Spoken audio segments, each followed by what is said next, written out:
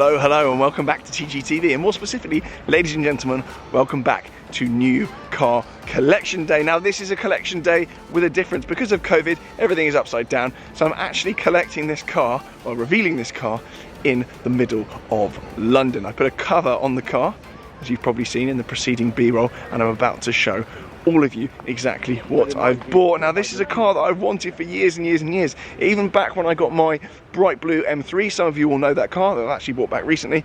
Even when I bought that car, I was actually looking at one of these at the same time, but foolishly I actually chose to lease a BMW M3 instead of buying this car. Since then, these things have gone up about 40-50 grand in value, and I've been eyeing them up and wanting one for a long time. I've already got a car quite similar in the garage, but that is going to be going soon. And with those clues, you might well have guessed what it is already. And with this video, I've got something exciting to announce with BOTB. They're now giving away £50,000 in cash with their cars. They have been around 20 years and they've given away over £35 million worth of prizes. Tickets start at just £1.50 and they range up to about a £5. Their top prize is a £227,000 car, which is absolutely mental. And not only that, but you've got two bites of the cherry now. They're also doing a mid-week competition. There's never been more chances to win. There's never been more available to win. So get involved with that. The link is in the pinned comment and also in the description. You really don't want to miss this. It's a temporary thing, the £50,000 thing. So make sure you go and get involved in that. Without further ado, then we are going to reveal my car in the middle of Regent's Park, and you'll also see that behind me. That is coming to the channel as well, with a very special guest. So that is coming. So do stay tuned for that. Without further waffle then, I'm not going to drag this out any further. Let's go on to my car and I'll show you what I've bought. So here she is then. A lot of you will already have guessed exactly what it is. There's no mistake in this shape. Underneath the cover here, I've also got my AMG GT here as well, which is all very befitting to the occasion. But without further ado then, we're going to get the cover off. So my trusty assistant Mahmood is back on the channel, as if by magic. Hi Mahmood. Hello. How you doing? Excellent.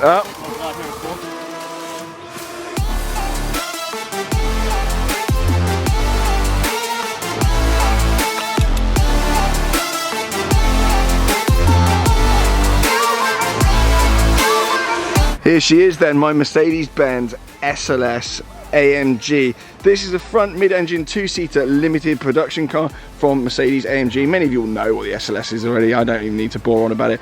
It is a 6.3 litre or 6.2 something.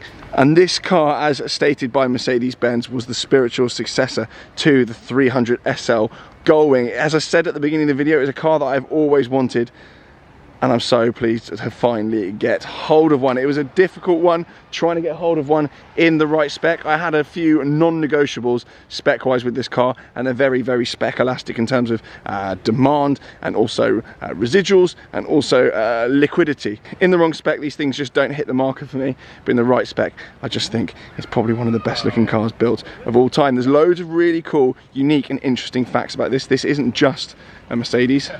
So let's start with the basics then. SLS stands for Super Leicht Sport, which means super light sport, shock horror. And compared to the Mercedes SLR, this is faster and also lighter. The SLR, I think, is about 1,700 kilos or so, 1,750 possibly, and this thing is 1,619 kilos, which is a hell of a lot lighter when equipped with the standard wheels.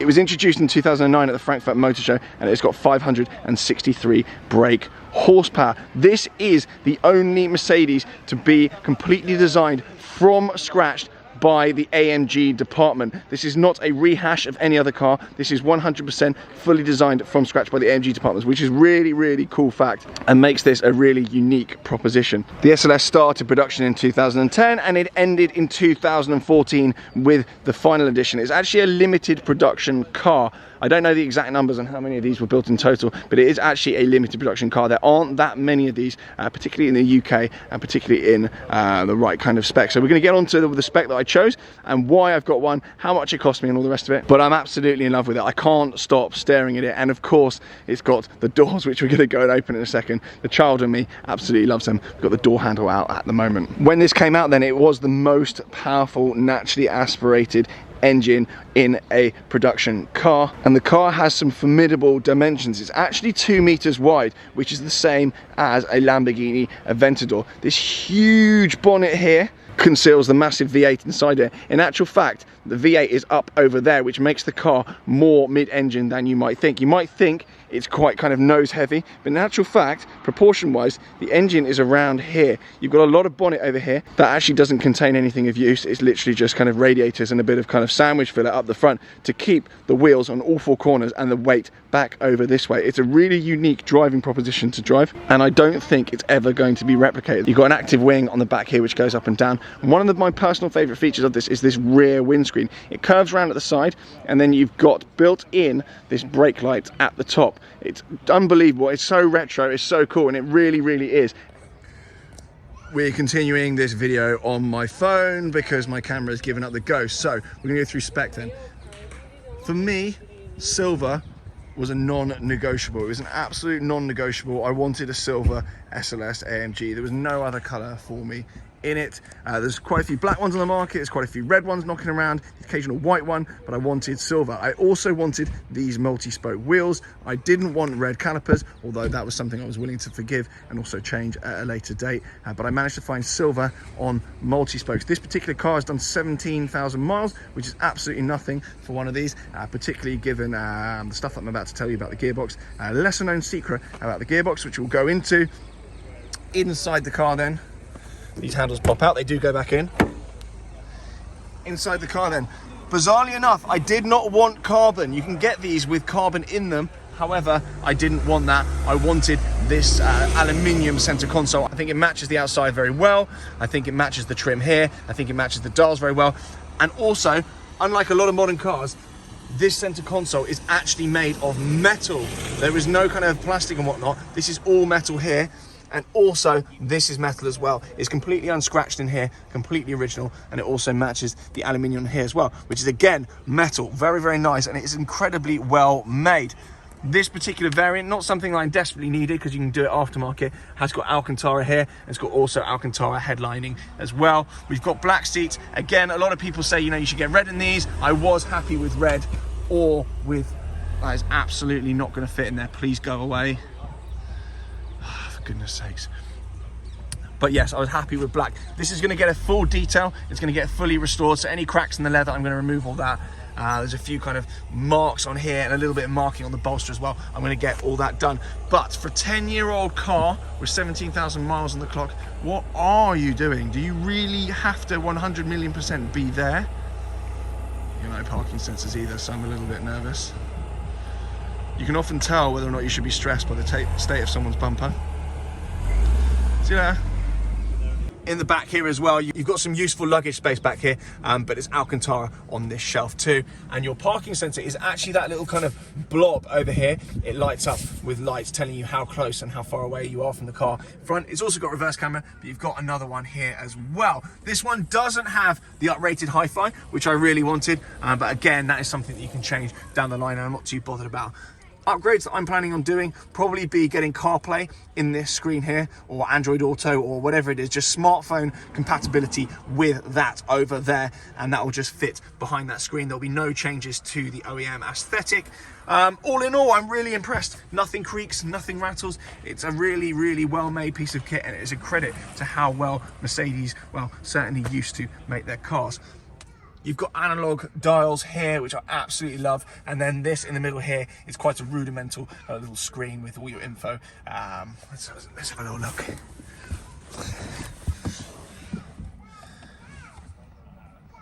And it gives you everything you need to know. So your mileage, absolutely not, thank you. Gives you everything you need to know with your mileage and whatnot. And you've also got shift lights up here when you put it in Aggie mode. Drive modes then are selected here. You've got obviously your little stalk here, which is reverse and whatnot. You can put the wing up there. You can put it in AMG mode, which basically just makes it very angry.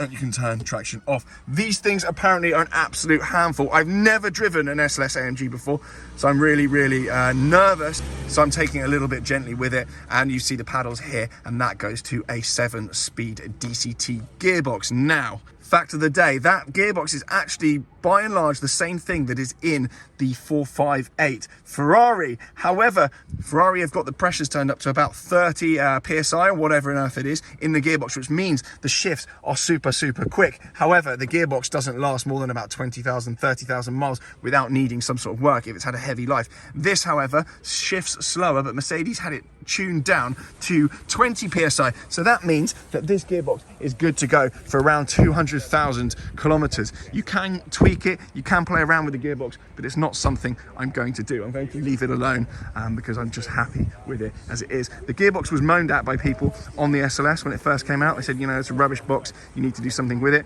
You can apparently tune it to be that of the SLS AMG GT, which was almost the final version that came out. It's got a slightly sharper, crisper shift. However, I really don't care, and it's not something that I'm going to be changing anytime soon. I think the gearbox suits the character of the car, and it's not something that bugs me yet.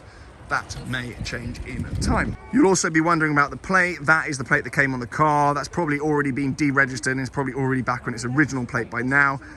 So if you look it up online, as people tend to do because they're all very odd, then that's why that is not coming up, but that will be replaced with a TGE plate. Maybe the one from my AMG GT. I'm not 100% sure yet. The car, as you can see, is completely unmodified. That was, again, a non-negotiable for me. I didn't want one that had tinted windows put in, black wheels, aftermarket exhaust. I wanted a completely original OEM SLS AMG in pretty much launch classic spec. This is going to be a long term on the channel. It's going to be a long-term car. I'm not going to kind of absolutely hemorrhage content with it and front load it all. I'm going to have absolutely ages, so don't worry guys, this isn't going to be a here today, gone tomorrow car. We've got my AMG GT over here. We've got some news on this. This will be going pretty soon. It's up at the end of the kind of year finance agreement with Mercedes, so that will be going. We're going to give it a good send-off. We're going to get it cleaned up. We're going to do some nice content with it before it goes. I've absolutely loved this car, but compared to the SLS, which is behind it, it's kind of no contest really in terms of kind of classic looks. They are obviously descendants of one another. The SLS for me is just an absolute icon, and I think the values of the SLS will continue to rise and rise, being a 6.2, 6.3 litre naturally aspirated engine and built in very limited numbers, and these will continue to dip. This is an amazing car. I've got absolutely nothing against this car whatsoever. It's been unbelievable. Drove it to the south of France and whatnot. But yeah, unfortunately, it is time for it to go. Actually in January, so we've got a little while left. This plate may well venture over onto that one, or I might just get another plate for that one over there. I can't bring myself to put the plate from the Pista, the T6E FU one, on that. I just don't think it suits the car. I don't want to chav it up too much, so it remains to be seen. I haven't decided. I don't plan these things. Anyway, let's get back over to the SLS before someone climbs in there. Back to the gearbox thing then, I didn't actually go into that properly. Ferrari will charge you 25 grand for a new gearbox, but Mercedes is probably in single figures, in thousands, in terms of what that will cost you. So it's probably about a third, if not 25% of the cost for a new gearbox in one of these, over and above the 458. And Mercedes actually re-engineered the gearbox from the Ferrari California and the 458 to go into this car to make it more resilient and also make it easier to repair. Little known fact there, and I'm sure lots of people will be debating that in the comments already, but they are based on the same unit, so don't at me. Another nerdy point to note about this is it actually has a carbon fiber drive shaft that connects the DCT 7-speed gearbox as well. Again, kind of racing car tech, and this car was actually developed with David Coulthard at the time that it was put into kind of testing and all the rest of it. Some really cool older videos with this car when it first came out online, but for now I think that's probably pretty much it. I was going to say I'm going to go home, but what I'm actually going to do is film with this little monkey here and get that video up soon on the channel as well. So before I go then, the obvious, the doors are obviously one of the best features about this car. They are surprisingly light. They go up and down with relative ease, because that would have added about 30-40 kilos of weight, I believe, to have a kind of automated system. So you actually have to do it manually. If you're really short, let's just get in here. I should have brought Archie along to demonstrate this. But if you're really short, you physically can't reach that up there. I mean, even I've got lanky old arms, but even that's a stretch for me. But it's very, very nicely weighted, and it kind of just comes down and slams on its own. Normal door handle arrangement, and it comes up. It doesn't go out that wide either, so you don't need to worry too much about killing any cyclists. And that goes all the way out there. You will hit your head if you're not completely careful, but it's quite nice just having a bit of like roof open above your head. For now though, thank you very much for watching. Do subscribe for more with my SLS AMG, and of course do get involved with BOTB for your chance to win £50,000 in cash in any one of up to 26 AMG models, along with a huge amount of other cars, including supercars, sports cars. There is obviously a lifestyle competition as well, where there's gadgets, bikes, watches, whatever it is you want, that's on there as well. So the link will be in the pinned comment, a very special link in the pinned comment, and also in the description. Good luck with that. Do stay in touch and do let me know what you think of this SLS AMG. For now, thank you very much for watching.